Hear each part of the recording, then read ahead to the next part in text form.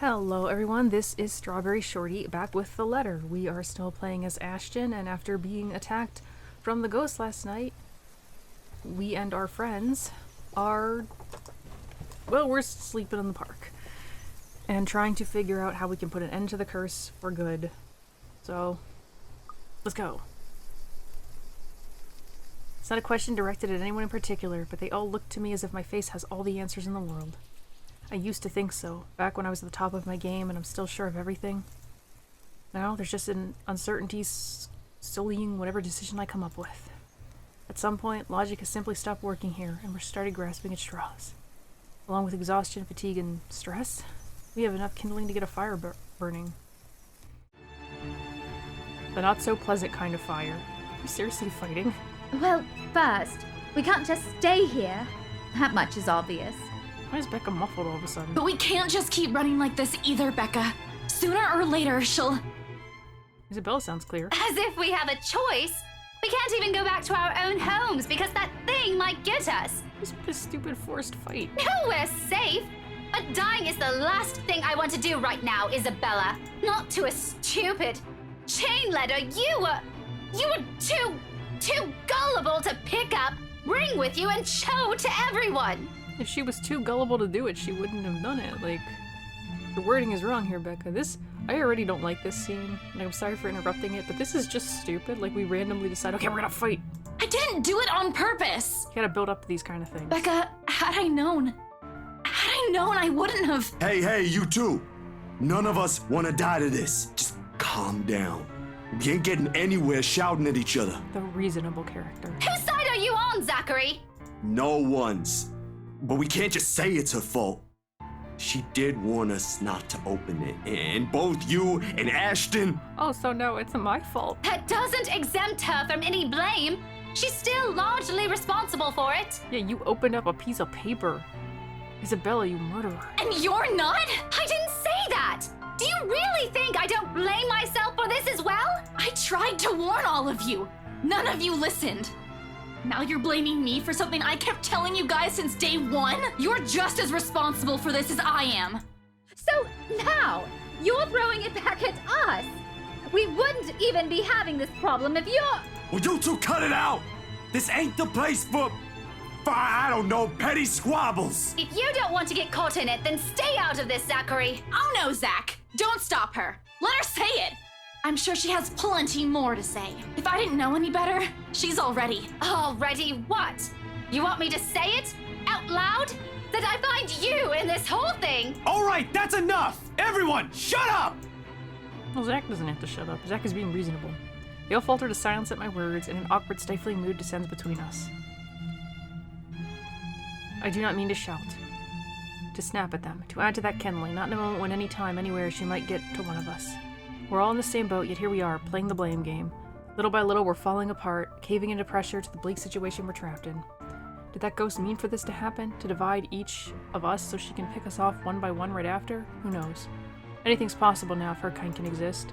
With the fire burning between us rising as high as it is now, I'm afraid, deathly afraid, that the possibility might come sooner than I can figure all this out. Fuck, I still can't think straight. I can't even believe the next words coming out of my own mouth, that of everyone, I have to be the one saying these to them. This is more their forte than mine, keeping the peace, placating everyone, while I intentionally aggravate people with badly chosen words. Funny how fast the tables have turned after just one unfortunate incident. How am I even supposed to cope? If we all want to get out of this mess in one piece, we're gonna have to cool our heads first. For my own temper flares, I walk away and slide back into my car. Well, let's just leave them, it'll be fine. After spending the night at the local park, Ashton and his friends tried to figure out what their next step will be. However, coupled with fatigue and stress, the conversation quickly went downhill. Frustrated, Ashton walked out, suggesting they cool their heads first. So I like most of the scenes in that game, but I think that one was legitimately terrible. There was no build up to that. It's just, oh, look at us all laughing and bringing home food, we eat food, and then it's just like, so what do we do now? And then just instantly, it's like, oh, this is all your fault, Isabella, I hate you. Like, if this was a timeline where, like, Ashton died, then I could understand Becca having that reaction, or if like something had happened just before this, but it's just so out of nowhere, it doesn't really work. If the door slams with more force than needed, I'd like to blame it on the pent-up anger boiling up in me. Not even sure what or who I'm angry at. The ghost? At them? Or maybe at myself for being this useless. Because despite none of them saying it, I know, goddammit, they're still counting on me, in spite of my failures or every harsh word I've uttered, or how unbearable I can be as a friend. It's there when the tension after the argument finally breaks, and one by one, they follow me and get in the car. It's in the concerned glances they shoot my way when I start the engine without a word and drive off. It's in their silence, a heavy gift, their unwavering trust. Yet it's one I'm more than willing to carry, even through my own exhaustion, if only to keep them safe. In this city of 68,000 strangers, they're the only ones I have left. And Professor Clark silently weeps. Though in all seriousness, a good rest is still our best bet for now. Thinking with an exhausted brain is almost as good as running around in circles. We might as well just throw ourselves out with that ghost and be done with this. The local Irish pub may not be the best place to hang around when one hasn't slept a wink or you're stressed. More often than not, it's loud. So this is the bar that Marianne is often at. Maybe we'll run into her friends and be like, oh, she's missing. Sometimes the music played by drunkards grates the ears, and the whole place smells like piss on a bad day. All in all, it's the very definition of the last place I'll hang around after a wakeful night, but it's safe. Why is it safe? No other place is safe. We're as safe as it can be with G's security watching the place. Makes it easy to find help, in case you find yourself in a tight spot. The place being owned by a person I've implicitly placed my trust on provides some semblance of comfort, too. Can he fight ghosts? Gregor, bartender G, or just G to his regular patrons, might be rough around the edges. Sometimes a bit too gruff for a man serving drinks behind the counter, but he belongs to the good folk of this city. If there's anyone in this place I can rely on to look after people important to me, it's probably him. He means well, surprisingly, despite his surly demeanor. Cares to some extent for people he likely only sees once or twice a week, or on a bad day. Not the best job in the world, in my opinion, but that's exactly it, isn't it? In wine, there is truth. Alcohol, in this case. It loosens the tongue, forces one to let his or her guard down. Whatever inhibitions anyone has, it all flies straight out the window after a few glasses. It has made him observe it, too. Always has one or two things to say about someone or something. Most of the time it's me.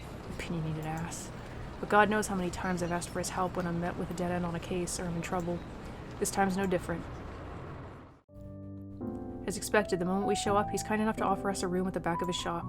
A single look at my face, I don't even need to say anything, and the next thing we know, he's leading us in. No questions asked. Maybe it's also for this reason why I find myself drifting towards his station hours later, after having gotten that much-needed shut-eye. Newly washed drinking glasses and tumblers line the counter surface when I enter the room. Beyond the bar, G's busy wiping each of them clean, likely prepping it for tonight's use. Briefly, he glances up at me, once I claim one of the empty stools and grab a rocks glass sitting closest to my elbow. Turning it absent-mindedly in my palm, just to keep my hands occupied when my brain's busy, still trying to make sense of everything. Even at a dead hour, with only a few patrons miling about, this place still smells strongly of liquor. Honestly, I've never grown fond of it. Regardless of how many times I've made a trip or sat here, on the same spot, just talking with the old man, I've never been fond of drinking in the first place. Yet oddly, it's the nasty odor of a brewery that helps clear the mind this time, along with the lack of the establishment's usual hubbub and the occasional clicking of glasses. Even more bizarre is that, through my lack of words, G doesn't say anything. Although it's clear from the way his mouth is curved up in a tight frown that he has questions, a bucket load of them, he wisely keeps it shut. Instead, he simply focuses on his work, rinse, wipe, stash away, repeat, going through the motions with such familiarity it's almost in a trance. Watching his precise movements quietly like this, with these thoughts swimming inside my head, it's easy to lose track of everything around me. One solid lead on this, one possible way to sort this out, but will it work? Especially if my assumption's correct, and that the reason Zach was there yesterday morning was because of the curse. Something must have happened there for him to see the need to visit the place that morning. What if the couple has fallen victim to the curse too?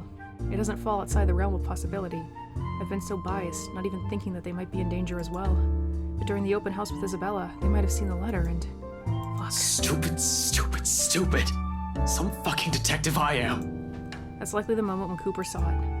If the logic holds, I need to hurry there right away. And if there are answers anywhere, it would be there. It should be there, where all of this fucking mess started. It's not only my life on the line here, there are others. What happened to us, I won't wish on anyone else, no matter how much I loathe them. Or how complicated all of this has suddenly become. The letter, the woman, the mansion. And now there are the voices lacing venom inside every crevice in my head. Murmurs that jeer, scoff, and deride whenever an opportunity presents itself. It's because you did this. It's all your fault. Why won't you believe me? A reminder of what I failed to do and who I failed. At some point, they all begin to blur together, twining and coiling, every horrid image and memory of her seeking the forefront of my mind.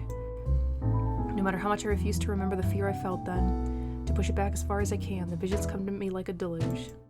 And before I know it, before I can drown, another voice pulls me out of it. You doing good there, boy? His hand is on my shoulders, gripping them tightly and giving me a light shake. It's the chief, and also the priest. There's a relief in his face when I finally look up at him, although his frown appears more distinct than the concern in his eyes. It's deeper now, marred with worry and agitation. He does let go when I offer him a small nod, but the furrow between his eyebrows never leaves his face. He always has a knack for reading people, after all, even someone who can be as closed off or distant like me. In all the time I've spent in the force, there's only one other person who's as keen as this old guy. The chief. Ironic. Have you ever seen these two in the same room? Funny, and weird to some degree. I've pointed out to him so many times before how much they look alike, only for the observation to be brushed off with a vehement tone. I never brought it up again after the third time, out of respect for the guy. Whatever it is, it's clear it's something he doesn't want to talk about. There's a conspiracy happening. Why push, right? However, during times like this, it's impossible for the thought not to come up. He even has the glare down pat. Under his wordless scrutiny, I feel like a damn rookie again. You're looking a bit green. Sure you got plenty of rest back there? You were only out for an hour or two. Wouldn't hurt to try and get some sleep. I'll keep an eye out. No need. Don't worry about me. I won't be able to get some sleep anyway. Not with her face still a clear picture in my head, no. I heard that from you before. Not buying it. What's the story this time? This as bad as that case with the guy who ate his own eyeball? I wish it were. Jesus, stop reminding me. I hated that case. If I didn't know any better, I'd say you get a kick out of telling people about it. It's useful, you know, for blokes who don't know their limits. Sends them right out the door after I start with a description. Or was it the part when the poor schmuck gouged his eyes out? Nasty, awful, icky stuff, and it gets the job done. Like I said, useful. Don't even need to call security these days if I want to kick someone out. Anyway, pretty sure that pales in comparison to whatever this is now. I haven't seen you this stressed out since they closed that case. The one from 10 years ago with your professor friend. Abigail and her team weren't able to solve that one, G. No one has been able to. It just went cold. So Abigail is not the wife. Abigail is someone we work with. Same difference. But what do I know, eh? I just serve drinks, listen to people's problems and their whining, then make sure they get home safe afterwards. Thing is, I'm also not blind, kiddo. And you can bet your ass I can tell when a person's about to fall apart. What? Is this some form of therapy from you? Are you going to offer me free drinks now? Really, I could use some right now, something to numb the senses. But when has that helped anyone? In your dreams, kid. Last time someone gave you the hard stuff, your photographer friend had to haul you out of this place almost half naked. Where is the side episode of that? Hey, I can handle my liquor when I put my mind to it. Not from what I've seen, nope. Besides, you usually avoid drinking. Either way, it's out of the equation. And when booze no longer counts, we just talk. So, talk. It's not like anyone within earshot will care. That chap over there only wants his cricket matches. I doubt you believe it, G. I've heard worse stuff. Try me. You know that mansion down at Anslum? Yeah, who doesn't? You live in this town long enough, it's impossible not to hear a thing or two about it. Bloody locals. Well, my friend found a primitive version of a chain letter in there. Now that we've seen it, we're cursed. A beat passes. For a long moment, G stands there moving, his hand stops short of placing the glass he's been wiping prior back to a rack on his left. Let me tell you about my clone, the priest. Maybe he can help you. Oh, while he stares at me with eyes that are nothing short of scrutinizing. He probably assumes I'm joking. Who wouldn't? Not a week ago, I've been put in the same position. Even now, in spite of the things I've seen and heard, it simply won't sink in. Or maybe this is just desperation creeping in, the idea that I may not be able to find a way out of this. Whatever the case is, for people who haven't experienced what I'm going through, this will merely sound like an awful Halloween prank. It's not a prank. This must have been what Isabella felt the whole time we made fun of her that day. This isn't a prank! I saw something! Now it's too late. We're stuck in a never-ending nightmare, where the only way out might be death. And like I've expected, G's reaction to it, an amused laughter. It booms throughout the whole pub after a long bout of silence, like I've just told him a particularly funny joke. Okay. Good one, kid. You don't want to spill. No one's forcing you. Seriously, though. Good one. Although I want to be angry with him, I can't find it in myself. Can't even muster the energy for a scowl or a glare. Nothing but a taste of my own medicine to temper the annoyance bubbling up in me, I suppose. In the end, echoing her words is the best I can do. It's not a joke. Yeah, all right. Good luck with that. You're on your own. Here I thought you didn't have an ounce of humor in that body. Guess I'm wrong. He shakes his head, lets out another chuckle before returning to his task. By now, almost half of the glasses have been put away. The only ones remaining are the smaller kind used for shots and stemming ones for cocktails. Despite being busy with his task, his amusement does not entirely disappear from his face. He keeps talking, as if I'm simply another customer he entertains with his stories. But we both know it's more than that, if the wistful expression on him says anything. Man, can't believe you're the same rookie who walked in here almost a decade ago. Too smart for his own good, that boy. Has always been 2 steps ahead of things. Now he's here, sulking. I must have screwed up somewhere then. I must have screwed up a lot. For things to suddenly shift like this, for me to become a mere shadow of the person I used to be. Nah, I don't think so. This one, screwed up? Not by a mile. It's too early to say. You've still got several years ahead of you, Holmes. Take it easy. But some things change, eh? It has been years, and you were a kid back then. You know, the sort that's a bit unsure. Making all the horrible decisions in life he'd eventually be embarrassed to talk about. You never stopped calling me kid, though. Well, you still are. It's just that this time, you're sure of who that badge and gun is for. What was it you police types usually say? To protect and serve, yeah? A significant pause follows at its heels, from both of us as he allows its meaning to sink in and spur something in me, stirring a feeling both heavy and forceful, but not completely unwelcome. Familiar. Though before I can even clarify what he's trying to imply or gather my thoughts on the matter, G turns away to begin his work on the silverwares. After the argument in the park, Ashton took his friends someplace where they could rest. G welcomed them to his pub without question. While the others were sleeping, the detective and the bartender had a little chat about the past and what had changed over the years. He'll need those too, once more of the patrons come in for lunch.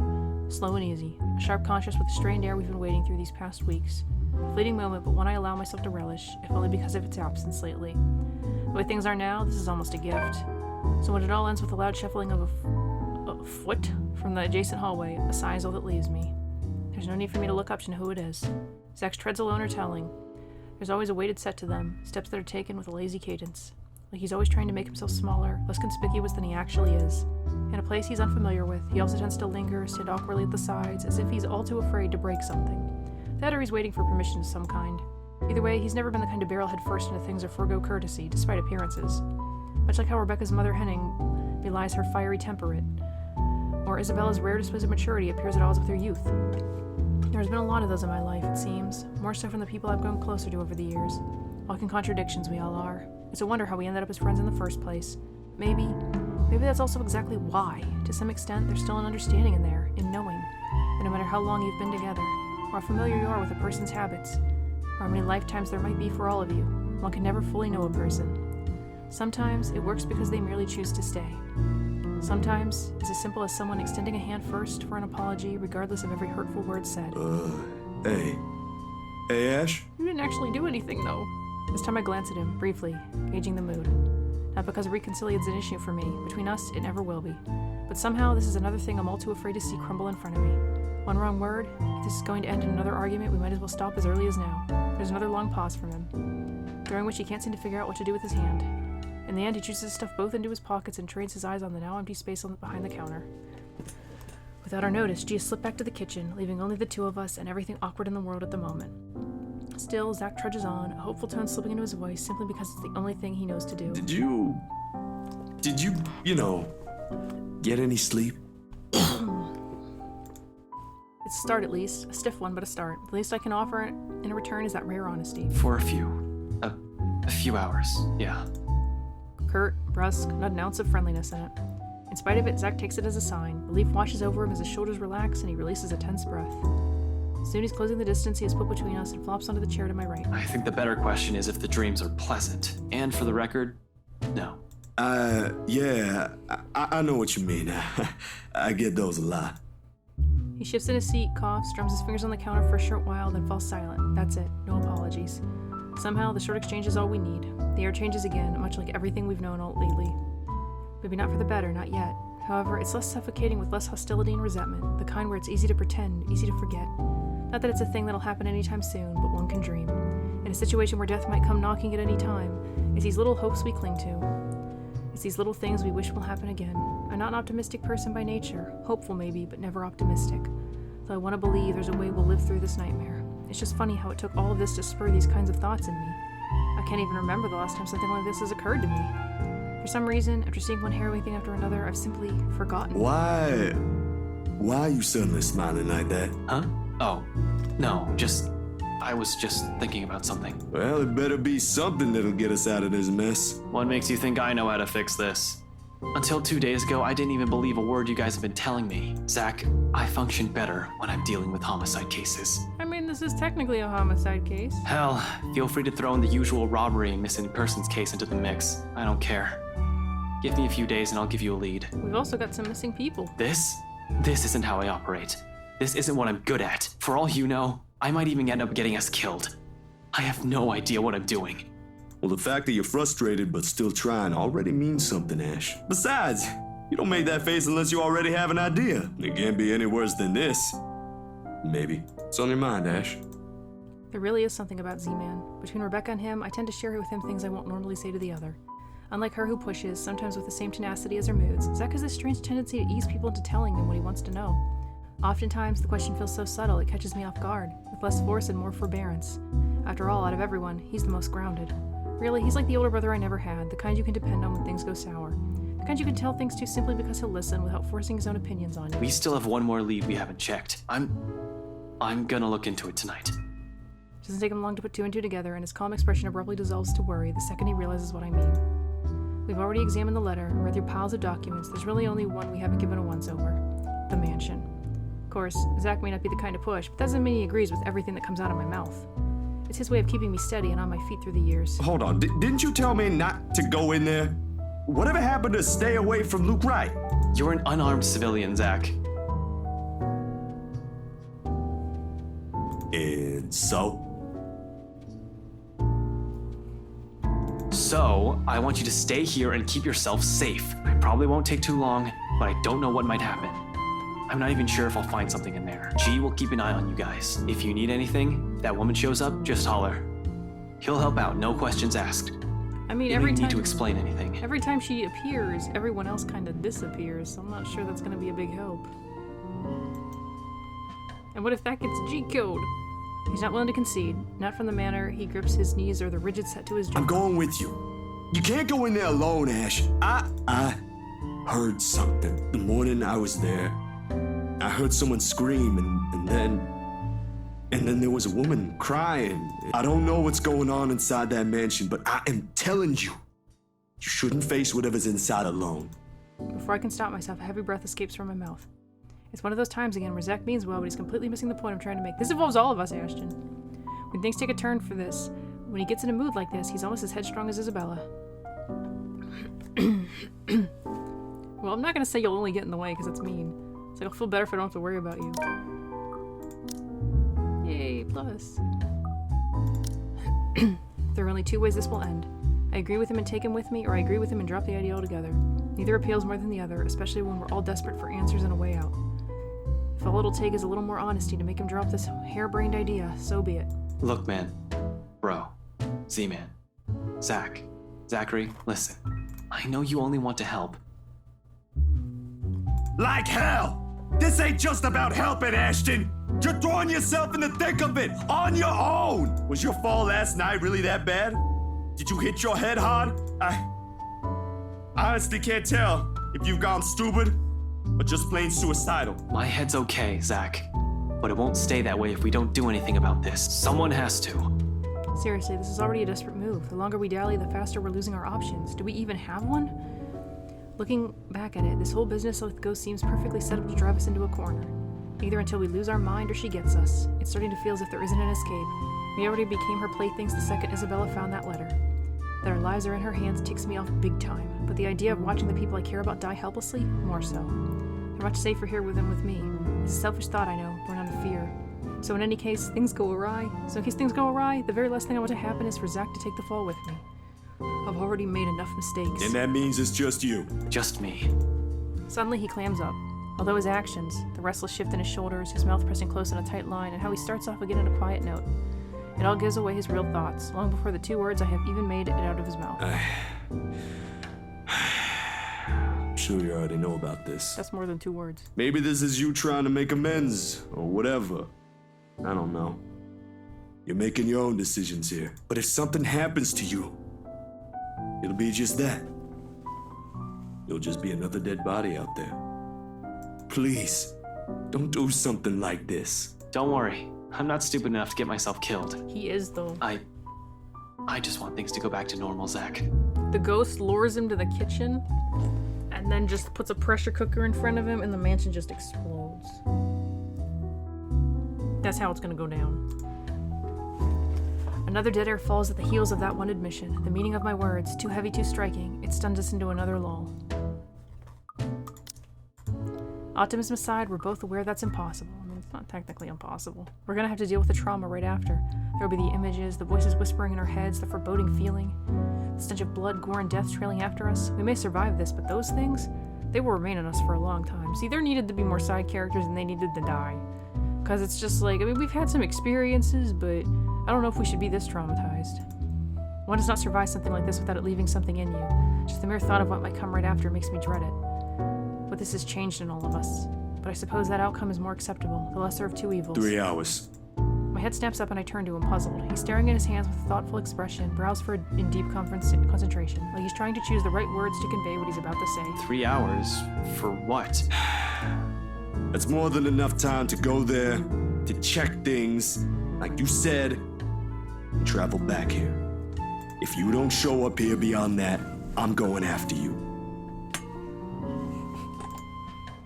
From his tone, it sounds almost like a warning. I'm sure it's not his intention. But hearing something like that from a person like Zach, I can't help but chuckle and throw in a jibe, despite how dire things are. Just like the old times. Make that 4.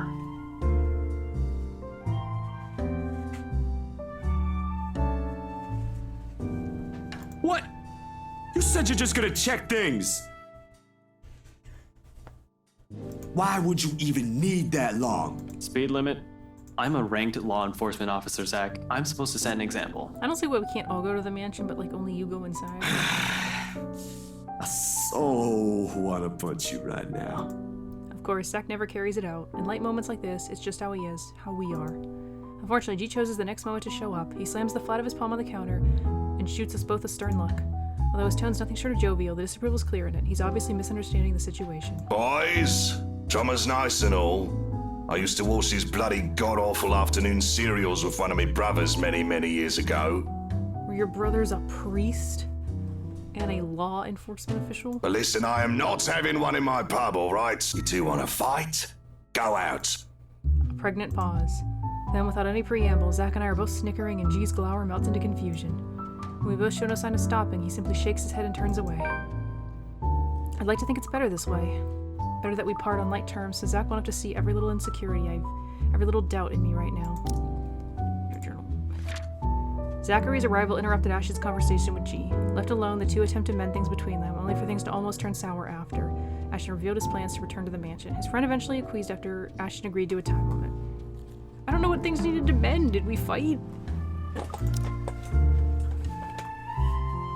Meanwhile, I feel like we haven't seen Han on forever. And also, Marianne is still in a cell. And Luke is probably drinking. He's seen enough. The last thing I want is for him to glimpse another display of weakness. Not when he still stares at me with the same unerring confidence in his eyes. When our mirth dies down, before anything can be said further, before I change my mind, I step away from them. Giving Zach's shoulder a quick few pats, mumbling a lame excuse about taking another short nap under my breath. Altogether burying the stray thought that flashes fleetingly in my head. Zach has seen me at my lowest plenty of times. Why does all of it matter now? Sun hangs lower when I stumble back into consciousness and drag myself downstairs. Around this time, the patrons usually start to trickle into the main lounge until it reaches a peak around midnight. Today, however, it remains thin. But considering what day it isn't too worrisome for the kind of business G runs. He has always complained about the lack of a decent crowd on week start, although he doesn't really begrudge his customers for it. No one wants to start the week with a bad case of a hangover after all, even him. Which makes the concerned look he gives me come off a bit too odd. With the kind of danger we're in, this swiftly puts me on edge, even before sleep completely fades from my mind. Something wrong, G? G hums, but there's an undertone of annoyance in it despite his casual and open movements.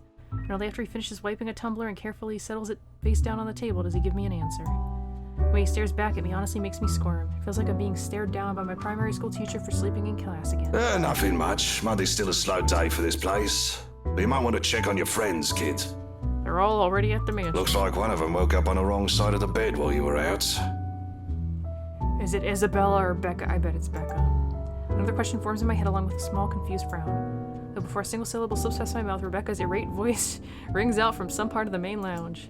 From the sound of it, it appears woke up on the wrong side of the bed is a complete understatement. Alone? You know we can't just go in there. Maybe the ghost has got her and that's why she's acting like this. But we don't have any other choice, Becca! There's really no other way. We have to go there. If you'll just... Maybe the ghost got both of them. Isabella, no. That doesn't sound too comforting. Once Rebecca assumes that kind of tone within an argument with Isabella, it usually ends with one of them walking out or both giving the other the silent treatment. It lasts for about a week or most if it's really bad, which really isn't what we need right now. I'd hoped the bad blood from this morning would simply blow over after all of us had gotten a decent rest. I should have expected things won't be the same with them as it is with Zachary and I. Turns out sleep isn't just what some of us need. Even G appears to understand it. In spite of his efforts to look as unconcerned as possible, there's a tense set on his shoulders. A nervous edge lingers in his eyes, as it occasionally flickers over to where Rebecca and Isabella's voices are coming from. He doesn't want to deal with this, especially at the start of another busy week. Neither do I. Things have worked out well between them before without Zach or I meddling, but the imploring gaze G directs at me leaves me with no other choice. It almost feels like he's guilting me into doing something about it. I hate that it's working. You know how I run this pub, kid. No fist fights, no cat fights, only good booze, bad puns, and off-key singing. Go fix it before it blows up in your faces. I'd hate to throw two girls out of this place over a petty argument. I mean, you could just throw one of them out. It's probably not as petty as Rebecca's already shouting like that, but I give him a nod nonetheless. Sorry about this, G. He hums something under his breath for an answer and waves me off, turning away and returning to his work without another word. Even with the lack of a sizable crowd, he likes to keep busy. We're the same in that regard. Can't remain still, always has to stay moving, doing something, thinking, whatever keeps the brain at work. I leave him to it shortly after. Rebecca's voice rings out once again, followed by Isabella's. Part of me wants to thank him for all the trouble he has taken for people he barely even knows. Once this is over, I should probably find some way. In the meantime, I have this immediate problem to fix. Gotta get to this before it turns into a storm both of them will regret. And I know both of them will. For all of Isabella's complaints about Rebecca's bossy attitude, or how annoying Rebecca sometimes finds the other's childlike demeanor, it's a friendship they both cherish in their own way. Rebecca's already on her feet when I spot them in an almost deserted area of the pub. I'm willing to bet my entire life savings the people are staying away only because of the brewing storm. Rebecca can have quite the mood when she's crossed. She doesn't have any books, does she? I can't speak for Isabella. I rarely ever see her seething, but from what I've heard, it can be very unpleasant. The way she's glaring up at the redhead from her seat, regardless of how much the other woman towers over her right now, already says everything.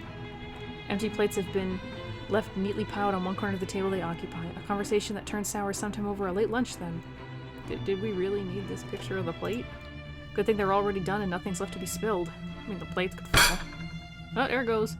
Because in the next moment, before I can approach and intervene, Rebecca slams her palm on the table. Sends the silverware clinking sharply against the surface. Isabella flinches momentarily, we both do, though she shows no indication of surrendering in the face of Rebecca's temper. Everything escalates from there. You've already gotten us in enough trouble because of this letter ghost everything.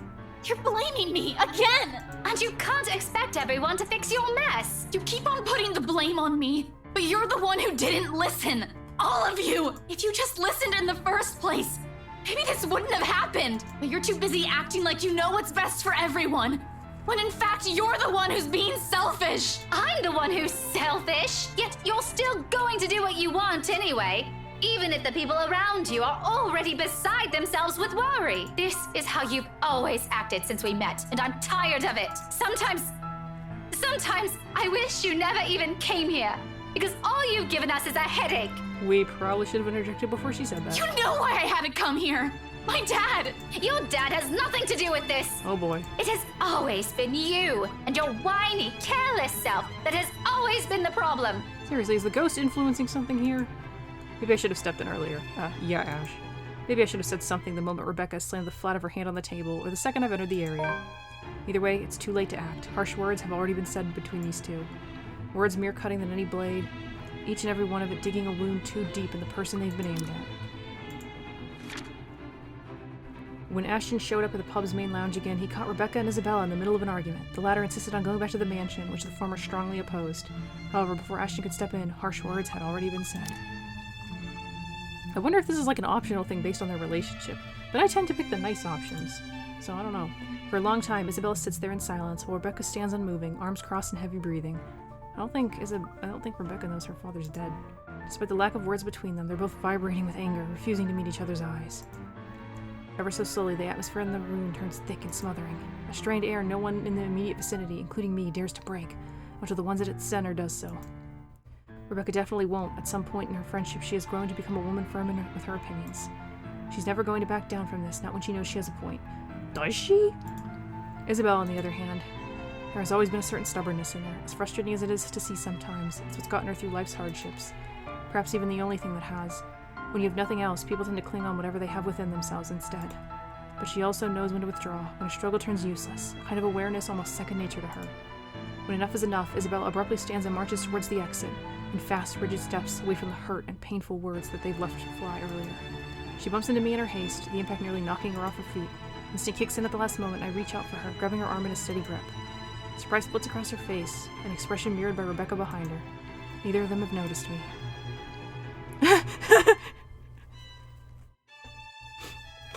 This is the most deadly choice in the game. Because one of these could lead to our immediate death. I think I have to take Isabella's side, because I think Rebecca's acting like a psychopath. And, like, you can't blame her for any of this. I'm sorry, ladies. You okay? Rather than answer, once her shock subsides, she merely averts her gaze and hastily wipes the tears off her cheeks, like she only noticed them in that moment. Rebecca doesn't like us anymore. She's gonna end up with Luke. Then, without another word or even meeting my eyes again, she gently brushes away my hand and runs off, leaving an awkward hush in her wake. She better not take my car. Rebecca soon slumps on the chair Isabella has just left, gingerly reaching out to press against the bridge of her nose and breathing out a ragged exhale. Arguments like this have always drained both her patience and energy, usually more than our rowdy students do, despite being no stranger to it. It's no excuse for her to say those things, though, and my disapproval must be clear enough on my face. When she finally glances back at me, her exhaustion immediately shifts back to annoyance, her mouth curving down to a tight frown. I cross my arm in response, waiting, a reaction verging on instinctive in the face of her irritation. Regardless of my opinions about this, I don't say anything yet, not until she's the one willing to talk. Another minute passes while we stare each other down, but eventually, she breathes out again and relaxes her rigid posture. What do you want, Ash? If you have something to say, just tell me, or I'm going back upstairs. Did you really have to say it like that? Well, how do you want me to answer her? Do you want me to just let her go there and do what she wants? I know you won't be too happy if I did that. That's a low blow, Rebecca. Even for you. We all know she wasn't even planning on staying here this long. There was no need to bring it up if all you wanted to do was stop her. Did you even see how she's acting? She's not a child anymore. Even my students can do better. Becca, she'll listen if you'll just ask her properly. Ask her what? I know you mean well and you do have a point. But please be a little more thoughtful next time. Go think about it for a while. By some miracle, the little discussion ends right there. Rebecca elects to stay silent, or at least it's how it seems when a minute or two passes and she says nothing. A rare occurrence when she almost always has something on her mind.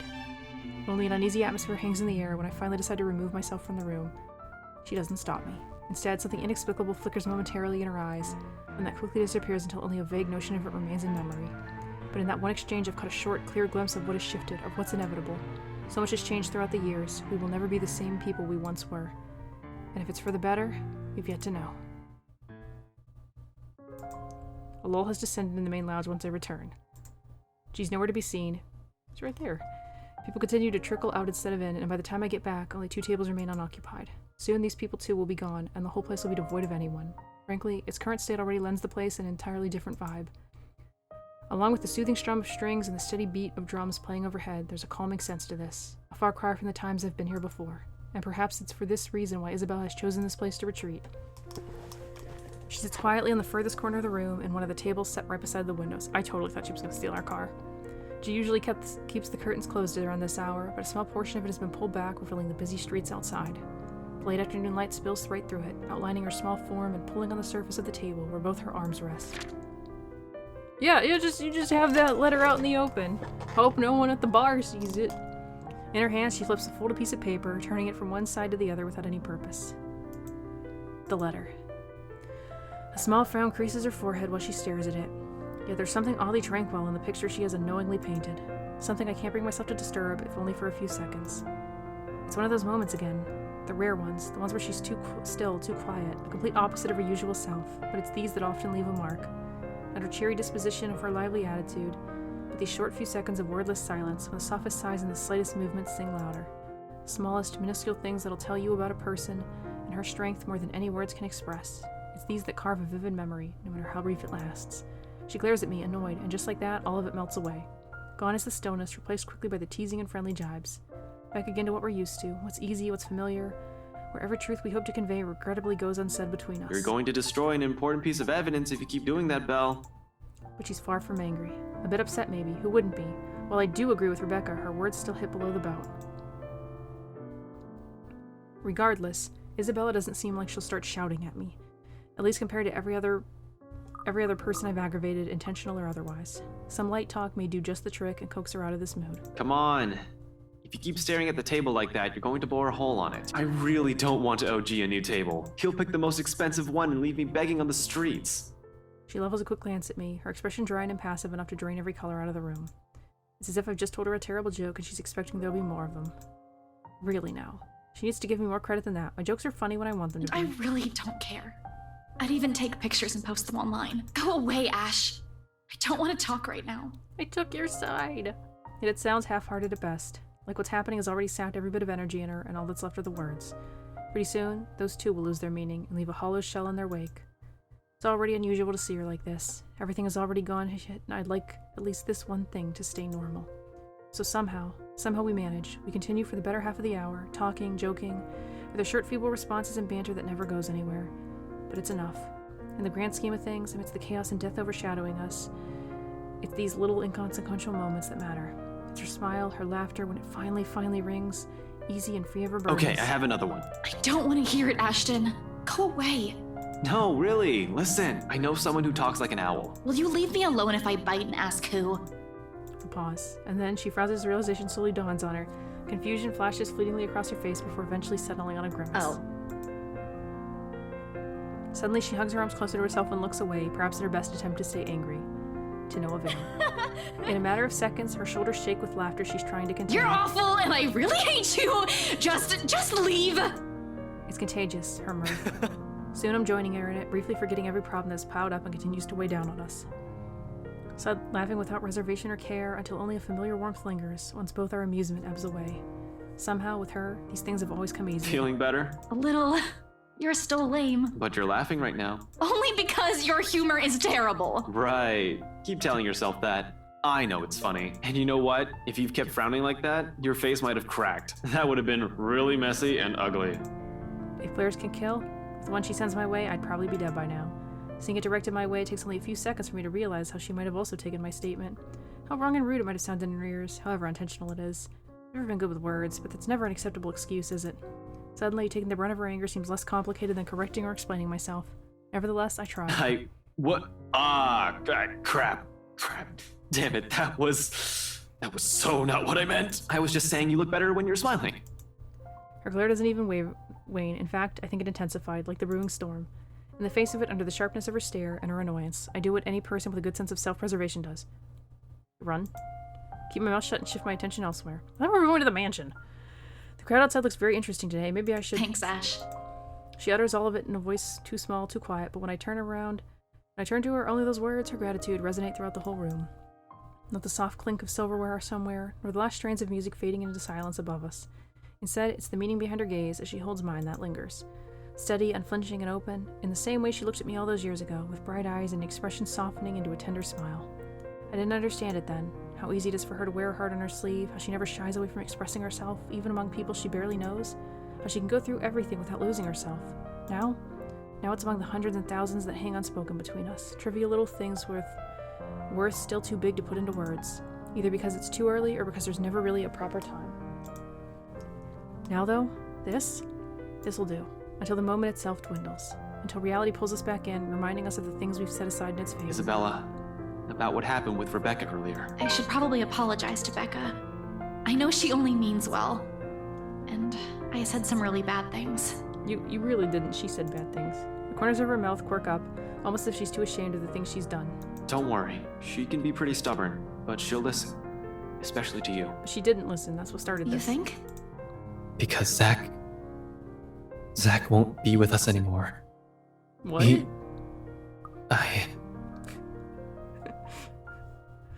What the heck just happened? So what Ashton actually said was, you're one of the few people she likes, but also Zach is apparently dead. Like, that was a weird glitch. She won't stay angry for long. I can vouch for it. She has a point though. Isabella freezes in an instant, the pleasant air around us dissipates.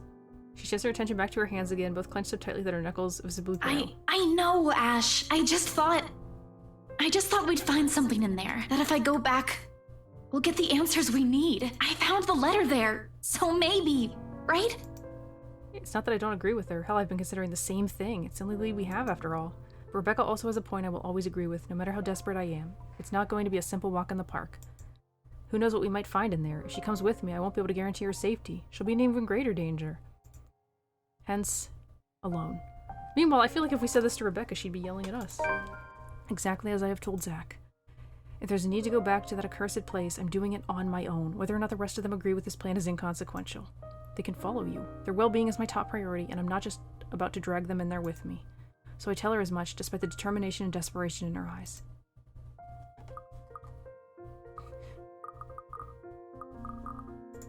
Neither of these options feel good. I'll say it's dangerous. Forget it, Belle. You're not going back to that mansion. Yep, she's mad. But Ash, what about... This isn't up for debate. Do you really think they'll just let you in? Do you really think they'll give a damn if you walk in there carrying that stupid letter of all things? No, but there has to be something we can tell them. Ash, they were with me during the open house. They have to know. They're in as much trouble as we are. They're living in that place. That ghost woman came from there. Both her and the letter. Something's in that house, Ash. And whatever it hides might be the only thing that'll get us out of this mess. All right. Suppose you do find an answer there. What happens? Let's say that by some dumb luck, you got inside and found something. What if you see her again? What if she goes after you? What are you going to do? I could just feel the bartender glaring at us. It's not like we have any other choice. Besides, I'm pretty sure you've already thought of the same thing. Admit it. That doesn't mean I'm going to let you run straight into trouble. What you're planning to do is risky. For you. Give it up, Isabella. Unexpectedly, Isabella merely clams up. No resistance, no further argument like I've come to expect from her. Uncharacteristic. Just a silence that stretches far too thin till the air in the whole room grows awkward and suffocating. A standstill that'll get us nowhere. Although, if there's one thing our talk has wonderfully succeeded at, it's making me feel like a total a-hole and a hypocrite. And I am, considering my plans tonight. Sure, I can tell her, but what good would it do? I've already told Zach, one person is enough. Hell, simply letting someone in on the plan makes me iffy. Broadening that circle and revealing too much would just cause another pointless concern. But someone has to be aware, at least at where I'm heading off to, in case things don't pan out. Expect the worst, even if I've only intended to do a quick survey of the place. In my own words, risky. Isabella doesn't need to be burdened with the worry my entire scheme entails. I like to think that, yes, to some extent she understands, even if she does not entirely agree with me. The dilemma's clear in her. Otherwise, her scowl wouldn't have a deeper set to it, her lips wouldn't be pressed in a thin line, or her hand would no longer be balled into fists. Her hands, it should be. She would have pushed that argument. If she doesn't, and I know she has no lack of things to say. Maybe it's because she has already heard the same things from Rebecca. Maybe my words have made her come to her senses. Either way, it's best that we simply leave it here for now. I stand up as soon as footsteps shuffle from the next room, its cadence slow and hesitant. Shortly, Rebecca comes into view, clutching her hands firmly in front of her and sporting the same uncertainty in her face. She gives me a cursory look, then shifts a nervous one to Isabella, who studies her with an almost hopeful gleam in her eye. Their fights never did last long. Belle, can we talk alone? Her interruption could not have come sooner, and I'm all the more glad for it. Whatever kind of friendship I share with the two, this remains something for only the two of them, much like my own with Zach. I'm the outsider. They don't need me here. I'm going to go in my car and go to the mansion. It's all the reason I need. Muttering an excuse, I beat a hasty exit out of the main lounge and leave them to mend things on their own. After scolding Rebecca for her harsh tone, a concerned Ashton followed after Isabella. He found her alone in a corner of the lounge, upset. Despite agreeing with her, he insisted she would only put herself at risk by coming back, although she acquiesced, dismay was clear in her face. I would have picked an option that we could all go together, but it doesn't give me that choice. Before Isabella can say what she's been mulling over, before the last imploring glance she directs my way forces me to change my mind, it's another lasting image that firmly etches itself in my memory, one that spurs the conscience, among other things. I just hope I won't regret what I've chosen for myself tonight. Galway Shell's Monday night crowd, although small and barely occupies a quarter of the whole pub, provides ample enough cover for anyone who wishes to leave the place unnoticed. Just exactly what I need tonight, with the lively music and chatter slipping out, mostly unseen, becomes a piece of cake. That much trouble soon enough if I'm still standing outside under the chilly Luxborn night. A gust of wind picks up shortly after I step out, carrying the telltale signs of an impending rain. I'll give it about an hour or two before it starts. From the looks of it, tonight will be another downpour. Maybe even stronger than the one we've had this morning. On instinct, I hunch further into my jacket, hugging its thick material closer to my body, while I weave my way through the lines of empty cars in the parking lot. The letter crinkles in my pocket with each step I take. I pay it no mind as I hurry towards my car. I've nicked it minutes ago from Isabella's belongings on my way out. This is all connected. I need this damn piece of paper with me. However ridiculous it sounds, I'm quite sure it won't be missed either, but I can't waste time here and wait for her to find out, can I? For hours is all I'm giving myself to get this done. 3 if I'm inclined to go by the rule Z-Man set, but when have I ever? Regardless of how generous this is, that is, each second's just as important as the next. So I hurry, one footstep over the other, echoing as I make a beeline for my car. But as with every plan, problems crop up at the last second. It's practically a universal rule, and it does. In the form of a lone figure waiting for me next to my car. Is it a ghost or one of our friends? It's Rebecca. Rebecca turns just as I near, the corners of her mouth twitching up in a wry smile. She offers no greeting except for a slight tilt of her head, even to keep warm, which raises the question why she's out here. The air is already heavy with the promise of rain. With clouds obscuring the view, there's really nothing left to look at but a dark blanket of nothingness. Is you're planning to go off tonight? Oh, you'll stop Isabella, but not Ash. I won't be able to anyway. You look like you've already made up your mind. Go back inside. It's going to rain soon. It'll probably be even heavier than the downpour we had. You wouldn't want to be caught in it. I will, in a moment. I just want to stay out here a bit. Everything's been so chaotic these days. This little break is nice. Even if it means standing in the middle of a parking lot, of all places. Getting out of this mess would definitely be better, but... It'll be over soon. The confidence in my own words surprises even me. How do I know? Why am I truth? What I'm about to do is a last-ditch effort. If this fails, if I don't find anything, we're back to square one. It's the last lead I have. After this, we have nothing else to go off from. Regardless, it seems to amuse her, and her laughter soon sounds above the murmur of the distant traffic, and the light draft sweeping around. How I wish. I'll be content she stops showing up in my mind whenever I close my eyes. I think that may take some time. The brain doesn't easily forget trauma. I can try, but, you know, it also did a lot to us. Tell me about it. The back of my head's still smarting from my fall last night. Not that kind. I'm talking about us. As... I hate to admit it, but... the curse? It also brought out an ugly side to us.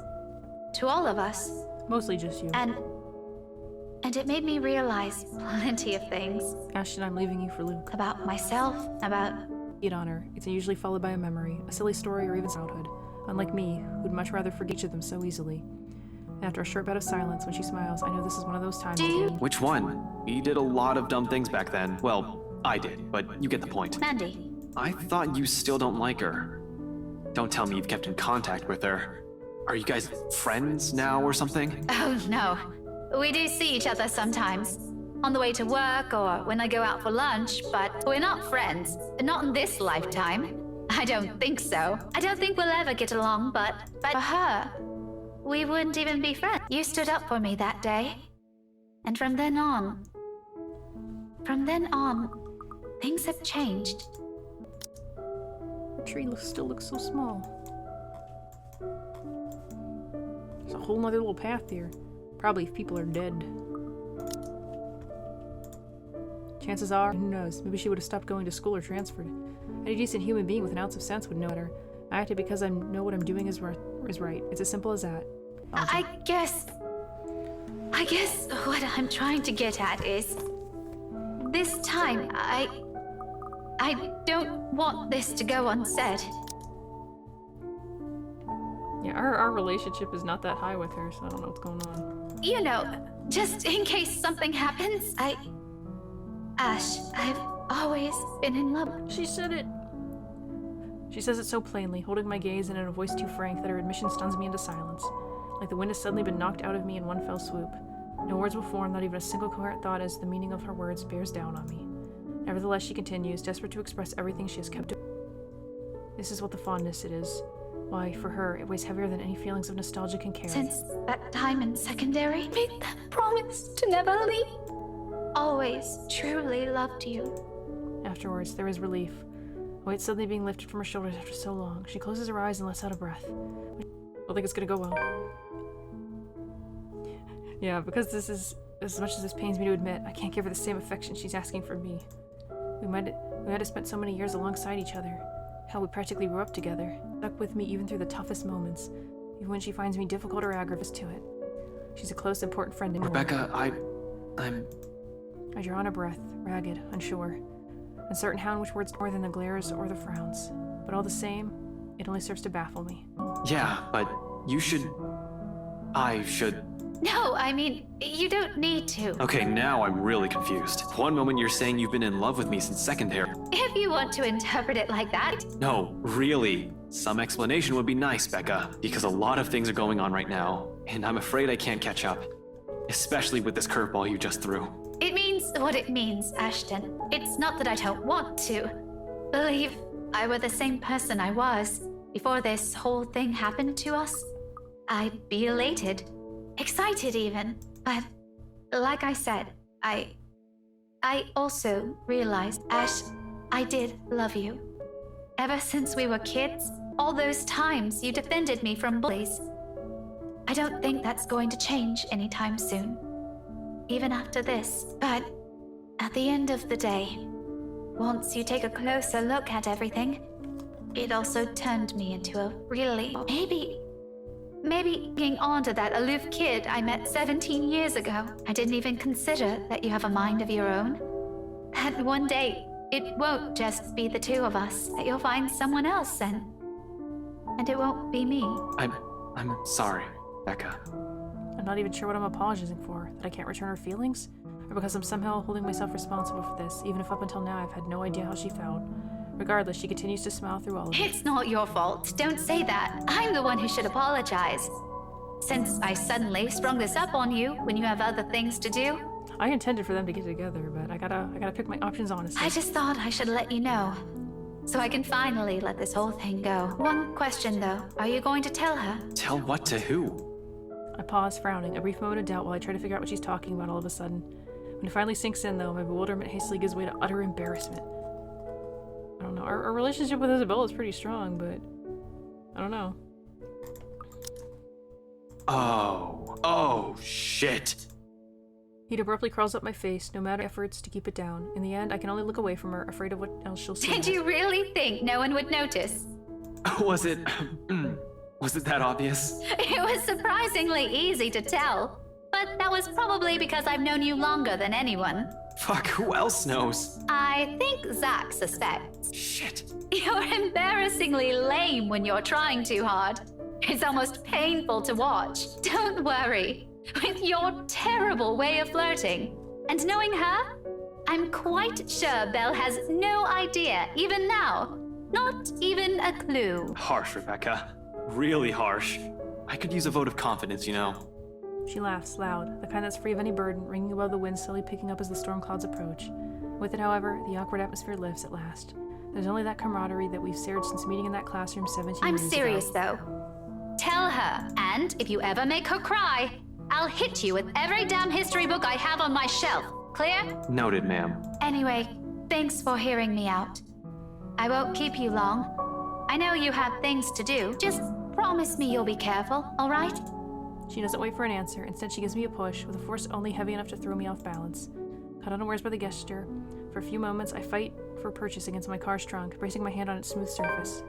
When I look up with a string of reprimands ready at the tip of my tongue, Rebecca's already halfway through the parking lot. Ashton left for the mansion at nightfall, but when he got to his car, he found Rebecca waiting for him. Fearing she might not have the chance, Rebecca confessed her feelings. Before he could answer, Rebecca stopped him, admitted she'd been selfish and was letting him go. She only wanted him to know. Meanwhile, what if he had been like, I love you too? Then she'd just be like, no, never mind. There's a small skip in her steps, while the breeze carries the light tune she's whistling. On a whim, I let its notes be the last thing I commit to memory before slipping inside my car and driving off. It sounds like a new beginning more than anything. Another reason to be optimistic. Jeez. I honestly thought this part would get past sooner. This seems like a good stopping point. Let me check the time. Yeah, we're 58 minutes in, so I'm gonna end this part here. Kind of hoping things will pick up once we get to the mansion. We had a lot of really awkward fighting this episode. Or we'll shift to a new character completely. I guess we'll see. So, thanks so much for watching. Please leave a comment, and I'll see you next time. Bye!